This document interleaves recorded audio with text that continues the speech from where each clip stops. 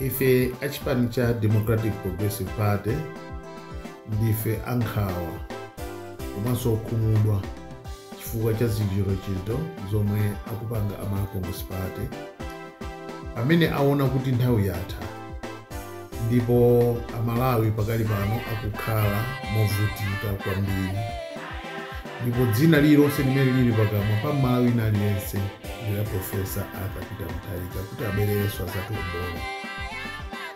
Chifukwa chonjenjemera akuganizira tsopano njira zonse zoyesesa kuti amuyimitse Profesa Arthur Peter Mutharika kuti asapikisane nawo pa masankho amene akubwerawo.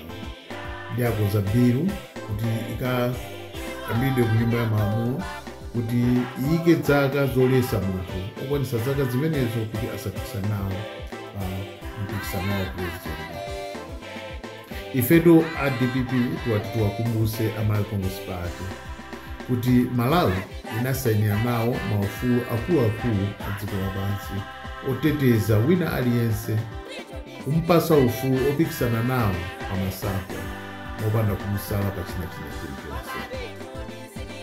Asayiwalenso kuti chaka chapitachi mdziko mwathu muno a Malawi parliament yake yomweyi afuna kukambirana bilu anadusisa bilu yovomereza kuti wina aliyense asasalidwe chifukwa cha zifukwa za ndale. Ndiye tikudabwa kuti zasinthanso pati.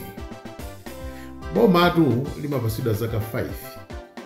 Akawina masankho amakupasana anthu zaka 5 kuti mutumikire a Malawi muapase zofuna zawo. Masankho amene akubwerawo imakhala ngati mayankho amene tili judgment kuti a Malawi ayeze kuti kodi awa amene tinapasa zaka 5 yo atitumikira motani.